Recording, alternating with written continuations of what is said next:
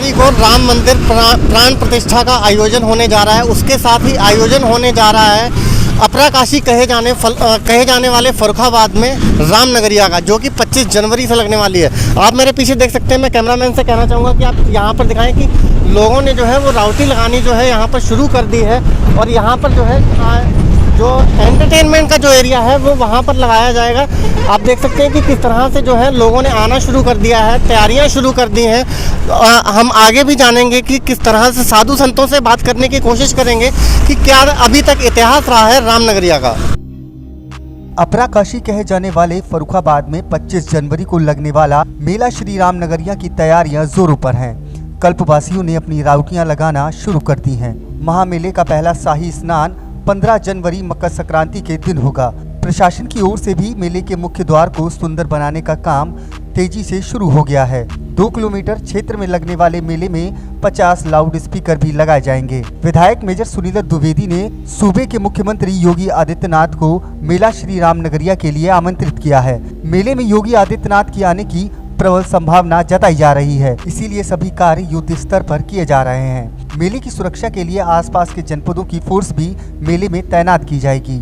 मेला श्री राम नगरिया की शान कहे जाने वाले बालू से भुने आलू अभी से अपना स्वाद बिखेरता दिखा। फर्रुखाबाद में भुने आलू की स्वादिष्ट चटनी पत्थर के सिलवटने से तैयार की जाती है। वहीं मेले में आधुनिकता के दौर में अब ये चटनी मशीन के द्वारा तैयार की जा रही है। अपरा काशी का मेला श्री राम नगरिया साधु संतों के लिए खास महत्व रखता है। हमारे संवाददाता ने जूना अखाड़ा के महंत नारायण गिरी जी महाराज से बातचीत की, जिन्होंने मेला श्री राम नगरिया और महामेले का महत्व बताया। साथ में जूना अखाड़ा के सप्तगिरी जी महाराज हैं, तो आइए हम इनसे जानते हैं कि राम नगरिया का क्या इतिहास रहा है और ये क्यों लगाई जाती है। तो महाराज जी, मैं आपसे ये जानना चाहूँगा कि राम नगरिया जो है इसका क्या महत्व है साधु संतों के लिए और ये कब से शुरुआत हुई इसकी? इस मेले को हमारे महापुरुष संतों ने इस राम नगरिया को लगाया था और इसमें आने से पुण्य माह का महीना जो होता है वो हमारा बड़ा दान पुण्य हवन आदि के लिए है। यही महीना बनाया गया। 12 महीना में गंगा जी के तट पर लोग आते हैं, महा स्नान करते हैं, हवन करते हैं, पूजन करते हैं, दीपदान करते हैं, क्योंकि जो इसका महत्व है वो किसी 11 महीना में नहीं है। इसीलिए महा का महीना एक सबसे सर्वप्रिय बनाया गया है। माता पार्वती ने भोलेनाथ को पाने के लिए महा के महीना में रस की खीर बना के दान की थी, उसको चढ़ाया था तो भोलेनाथ को पाया था। ऐसी बहुत सी कथाएं हैं जो महा के महीने में हुई थी, उनके बारे में बहुत बड़ा इतिहास है। बाकी जो भक्त ये गण यहाँ कल्पवास करने आते हैं, साधु संत आते हैं बड़ी दूर दूर से, कहीं बुलंदशहर से आते हैं, कहीं मेरठ से आते हैं, हरियाणा से आते हैं, हरिद्वार से आते हैं, काशी से आते हैं, इधर मैनपुरी इटावा के लोग आते हैं, इधर हरदोई ज़िला से आते हैं। तो इसका बड़ा बहुत भारी महत्व है। पहले तो कुछ संत पुरुष महापुरुष थे हमारे गुरु मूर्तियों ने, अवध बिहारी दास महाराज जी, यानी योगेश्वरानंद गिरी जी महाराज जी और दंडी स्वामी में सुबोधानंद महाराज जी थे। इन्होंने बड़ा परिश्रम करके इस रामनगरिया को सजाया था। उसके बाद जिला पंचायत के उसमें उपलक्ष्य में पहुंच गया, उससे व्यवस्था की जाती थी, लेकिन जब व्यवस्था नहीं संभली तो डीएम साहब खुद इसके अध्यक्ष बने और उन्होंने अपने हाथों से इसका कारोबार संभाला और इसको पुनः निर्माण भव्य रूप में आज जो देख रहे हैं ये भव्यता की तरह हर बरस बढ़ता जा रहा है। और 1 महीना का महा होता है कलबा, लेकिन अब 1.5 महीने का मेला लगने लगा है अब 3 साल से, क्योंकि 1.5 महीने का मेला हो गया है और प्रशासन शासन 1 महीना की ही व्यवस्था करता है। अभी ऐसे कई साधु संत हैं जहाँ पानी की व्यवस्था नहीं हो रही है, बाकी व्यवस्था हो रही है। डीएम साहब को अवगत कराया है और जल्दी से जल्दी बोला 14 तारीख को मकर संक्रांति 15 की है, उसकी स्नान है। अगर नाला बंद हो गया तो साधु संत स्नान करेंगे, अगर नहीं नाला बंद हुआ तो स्नान नहीं।